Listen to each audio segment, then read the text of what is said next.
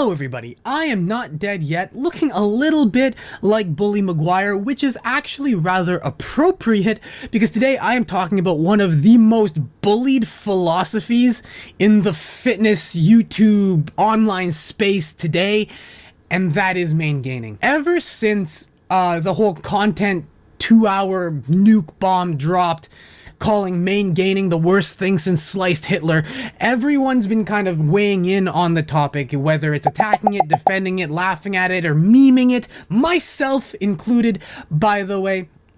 But everyone's been giving their take on it, and I am here to give my actual serious thoughts on the concept of Maingaining. And I know for all of you who have kind of watched me for a while and followed me and watched my videos throughout the whole Maingaining debacle, you'll be like, well, didn't you say you didn't care about Maingaining at all? Didn't you say you didn't care about the topic? You weren't gonna make a video on it?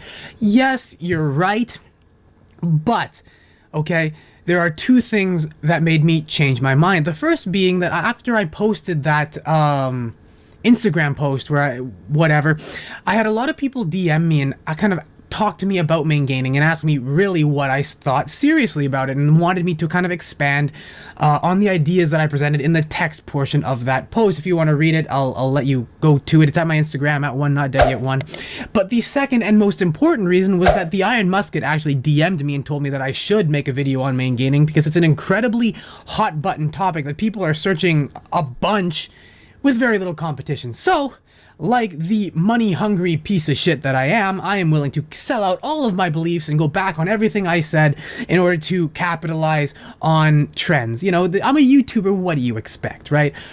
But, you read the title. I think Maingaining is perfect for athletes, and I think the vast majority of athletes should be Maingaining. More specifically, weight class athletes. What are weight class athletes, you ask? Any sport that requires you to compete within a certain weight class. The concept of Maingaining is eating in a relatively small calorie surplus, one that is incalculable, really, using basically your eyes to judge whether or not you are happy with the way that you look, and slowly, big emphasis on slowly, adding size and strength through that means. And I know that Greg, throughout, in his most recent video on Maingaining, has kind of admitted that he tried to stretch the definition of Maingaining to be way too thin because he really doesn't want people to bulk, and in doing that he caused a lot of confusion, so he recently updated his terms, and the more accurate description of Maingaining would either be main bulking or bulktaining, but I'm going to be using Maingaining, the word Maingaining, because I think it's actually more accurate to the kind of viewpoint of Maingaining that I have in my head when I am talking about my version of Maingaining. Greg's may be a little bit different, but like I said in my Do Influencers Cause Eating Disorders video, it's important for you to take concepts that are given to you by other people and modify them to apply it to yourself. So while my view on Maingaining and Greg's, there may be a ton of similarities and they may be exactly the same, or there may be a few differences, but I am kind of applying my own spin on things. I think Maingaining is perfect because it allows you to add strength while continuing to focus on other things. I am very much against bulking in any real form.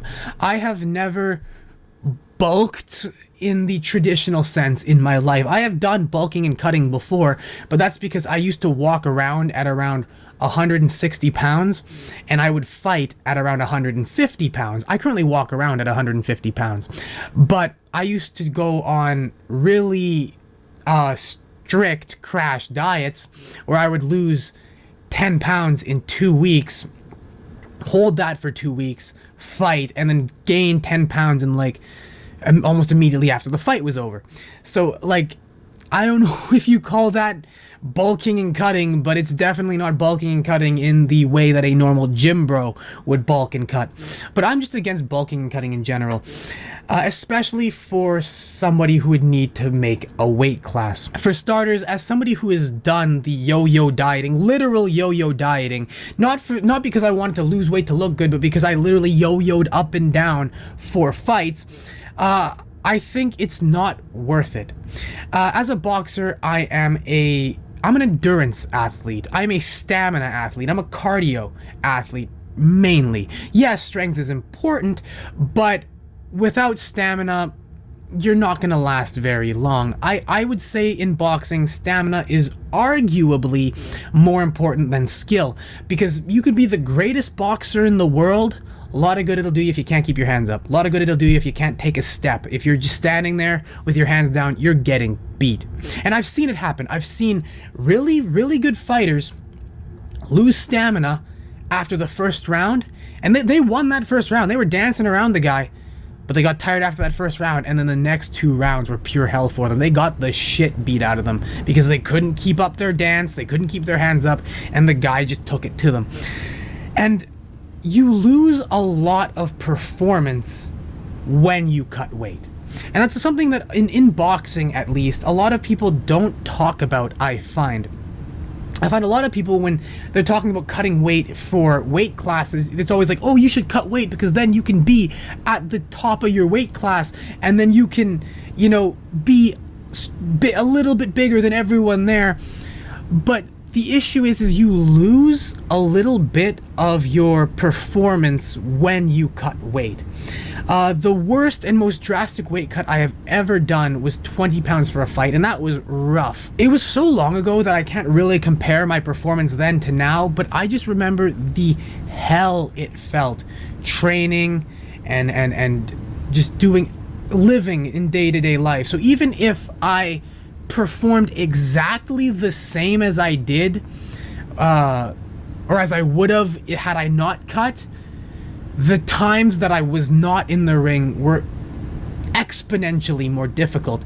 And that is also a factor. The mental strain, it can take away mental energy that you can focus more on developing your techniques, training better, recovery, etc. Everything is hindered when you cut weight. So if you are an athlete where you need to make weight for a weight category, I would recommend that you fight at or around your natural weight class. Losing a few pounds to get to, is not going to, kill anybody, right? Like, let's say I'm 2 pounds over the weight limit.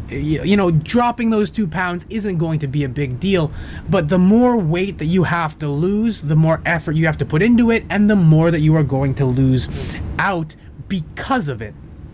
And so, because of that, I recommend that everybody fight or compete as close to their natural weight class as possible. My old coach just said, eat well, train hard, walk around in shape, and let your weight take care of itself. And I 100% agree with that. Now, one thing I forgot to mention in the initial filming of this video is that because you are gaining weight so incrementally slowly, and steadily, that if you do end up starting to teeter on your weight class, it'll be very easy for you to readjust. I think the example he gave, you look at Greg's video on Jesse from Athlete X, he gained like 5 pounds over the course of years. So if you're gaining 5 pounds over the course of years, it should be very, very easy for you to course correct if you start to spill over a little bit or eat a little bit too much. That's another benefit that it has, is that if you're trying to bulk and get bigger, it can be a lot harder to course correct because you're already eating a ton of calories. Whereas if you're trying to kind of stay relatively the same while getting stronger, it's a little bit easier for you to correct yourself and pull back and stay within your weight class if you need to. Now, in pros, it's different because different weight classes lead to different opportunities, and sometimes you're just forced to cut weight. We'll give you a title fight, but you have to cut to the next weight class down. Well, obviously people are going to do it, but in the amateurs, for boxing, it's just not worth it. And I have an Instagram post where I go over why you shouldn't. But the point here with Maingaining is that if you are already in your weight class, your designated weight class, why would you try to gain more weight? Why would you try to get bigger? Or bigger over a short period of time? It'll just mean that you're going to have to cut down eventually, and you are going to lose probably the vast majority of whatever you gained doing it. Now, if you are already kind of above your weight class and you have to cut down even more, you're just adding to the amount of weight that you're going to have to cut anyway. So why would you do it? On top of that, as much as it's great to gain strength and size, your performance also suffers the bigger you get. If you are not used to carrying an extra 10 pounds, that can be a big difference. That's a weight class. 10 pounds is a weight class. So let's say you bulk up 10 pounds. Sure, you may get more powerful, but the loss of stamina might be what ends up losing you a fight. And it's the exact same thing with pretty much any other sport. It requires you to have an express, innate, and know your body really well. Whereas with Maingaining, you get to obviously weigh yourself because it's important to know where your weight is at, but it also allows you to slowly add size and strength if you want, while at the same time allowing you to recover from your other training and focus more on sports-specific stuff. I am not a lifter. I am not somebody who lifts seriously. I'm not trying to, break world records in powerlifting. I'm not trying to get elite level numbers. I'm not. But I do want and need to get stronger. Like I said, having muscle and building up your body is important for boxing and really, again, any other sport. I can't make that my main focus. However, through Maingaining, I will be able to add some strength, maybe a little bit of size, while staying at roughly the same weight, whether it's a recomp or whether I go up a pound or two. That is fine, so long as I'm still in my weight class. And it allows me to continue to gain and gather strength while at the same time being able to focus more on my sport-specific training and my cardio.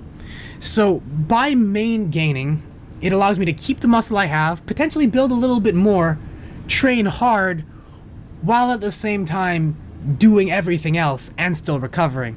Now, for a powerlifter or a sumo wrestler or even a wrestler in general, Greco-Roman wrestling, maybe some of these things don't apply. I know that Olympic-style wrestlers tend to do drastic weight cuts because unlike boxers and other sports like that, their rounds are a lot shorter, and so the loss of stamina is worth it to them. They will trade stamina for size, whereas it's less of it makes less of a difference in a sport like that versus a sport like boxing, which is fine. But that comes into you knowing your body, knowing your limits, knowing what you want and what you're trying to achieve. All in all, I know a lot of people will probably start arguing about what if your goal is to build muscle optimally.